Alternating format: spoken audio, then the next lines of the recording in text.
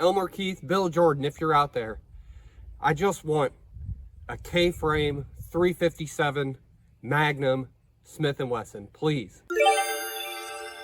Oh my God, look at that. A Model 19, what dash is it? Ladies and gentlemen, look at this. This is special. A pre-Model 19. No model number stamped in there. That is a pre-Model 19. Notice the pin barrel. Notice the recessed chambers. Notice the fourth screw. This is an old one here. Let's go over the history of the Model 19 real quick, or the pre-Model 19, introduced in 1955. So pre-models were only made from 55 to 57. And you might ask, what's the difference between a pre-Model 19 and a post-Model 19? Nothing, really. Just that the post-Model 19 has the model number stamped inside there, where this one does not. Just has the serial number right there. No model number. So this is a pre-Model 19 known as the Combat Magnum. So apparently, you know, at the time, there wasn't a gun this size chambered in the 357 Magnum cartridge. There was, you know, you had your Model 10, or at the time it was known as the military and police. It was a 38 special gun. You had the Model 14 and the Model 15. They were similar guns, but just chambered in 38 special, not in 357 Magnum like this. And of course, you also had the Model 27, the registered Magnum at the time, prior to 1957, and the pre-Model 28, the Highway Patrolman, which were big end frames. Of course, this is a 44 Magnum, but the only 357 around at the time was this size gun. Just a huge gun. I mean, you can see the difference. So, and you know, carrying a gun like this, if you wanted the 357 Magnum, you had to carry something around like this. And this, you know, a lot of people didn't want this. So apparently the famous Border Patrolman and the famous Marine, Bill Jordan, and I'm sure there were other people involved, but he seems to be the primary character in getting this thing made. Apparently, he went to Smith and Wesson and he wanted a model Smith and Wesson, a K-frame, chambered in 357. So, yeah, and they got it done with this baby right here in 1955. And just to have a pre-model like this, it's just so special. This gun is so special. And if you were a law enforcement officer in the 60s, the 70s, maybe even into the 80s, chances are you probably carried one of these. I mean, let me know in the comments, but chances are you carried these. And if you want to come look at this, this is the Smith and Wesson catalog, 3rd edition. Look at all the variations of just various, you know, police agencies, state police agencies. I mean, it's all over the place. Look at that. That's pretty cool too. That's a 19.3 with an optical sight on it. Anyways, that's getting off subject here, but yeah, I mean, just carried by so many different law enforcement agencies. Just so many. Just an absolute iconic, classic Smith and Wesson, and just so cool. And this, we'll go through the history of this specific 19 right here.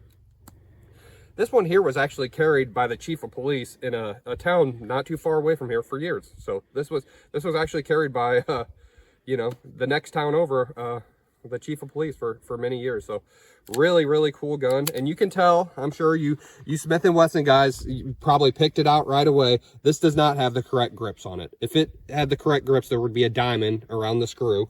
So these are newer grips, and you can tell they've been hacked on a little bit, but, and you know, in a way it's a shame, but what you got to understand is, and I'm sure you do, that back when this was probably done, you know, these weren't collectible. This was just your run-of-the-mill gun, like a Glock 19 nowadays, you know. So doing this it wasn't a big of a deal, and it actually helps too. It feels good. So I know it's ugly, but man, it just makes this thing fit your hand great. So that it's ugly, but it's actually a nice touch. Nothing that I would probably do, but once again, at the time, no big deal. Like I said, I would compare it to putting stippling on a Glock 19 nowadays. This gun was the Glock 19 of, you know, the 60s and 70s, really. So just super common gun. Gorgeous Smith and Wesson. And yeah, the first K-frame 357 right here. And this is, once again, a pre-model They only made these 2 years. This is such a special gun. I can't tell you enough. I'm so happy to have it here. I'm so happy to be shooting. Has one of the best double action triggers I've ever felt on a Smith and Wesson. Now, is that due to the fact that they don't make them like they used to? Is that due to the fact that this gun's been shot on and off for 60 years and it's worn in? Who knows? Maybe somebody went through the trigger and you know, did a slick up job on it.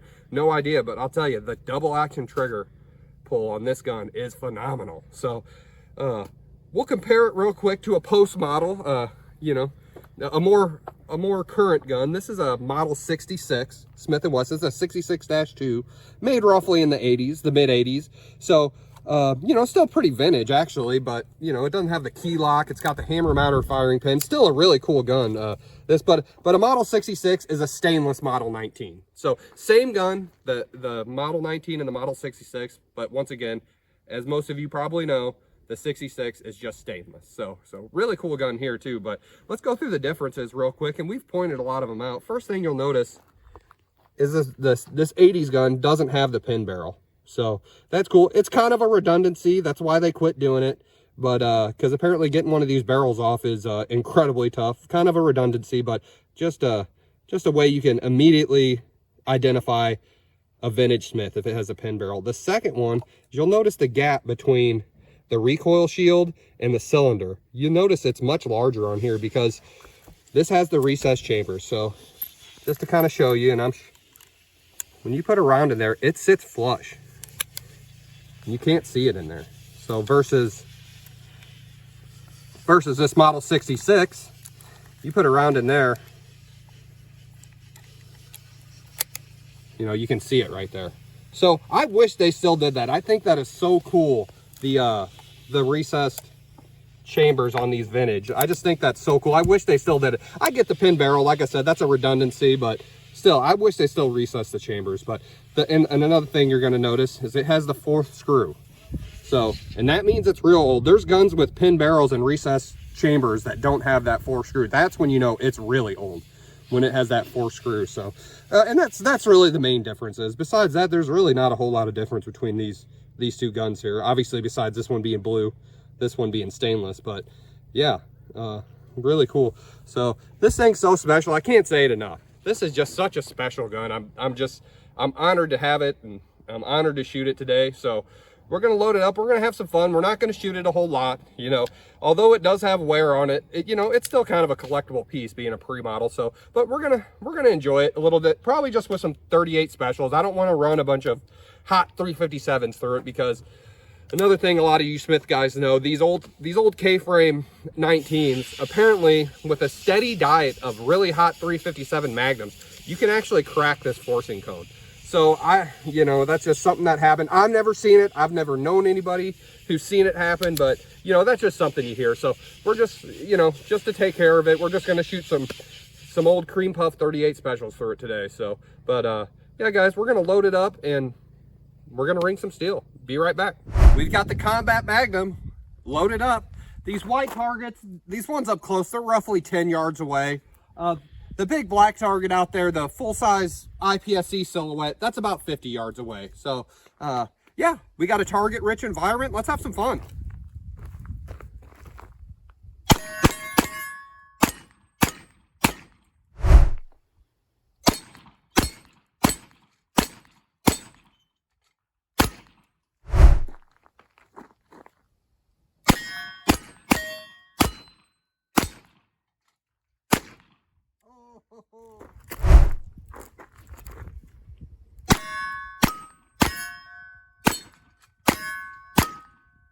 There it goes.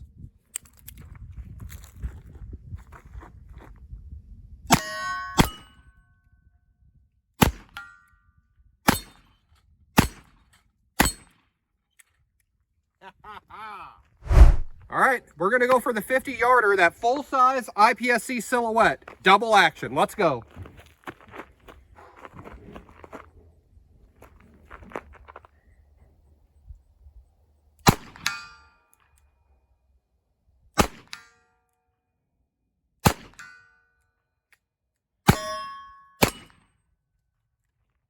Ooh, had a light primer strike there, but I'll take that. 3 out of 3, 50 yards, double action. Let's go.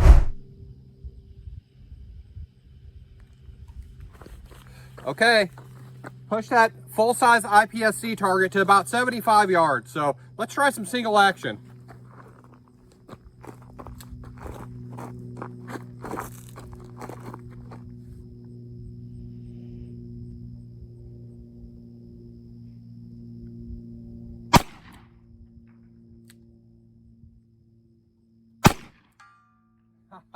There we go.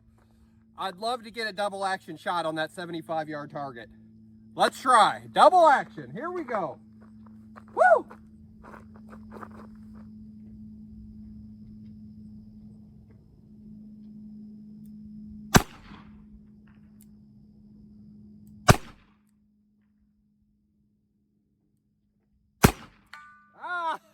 There we go. Double action, 75 yards with this pre-model 19 Combat Magnum.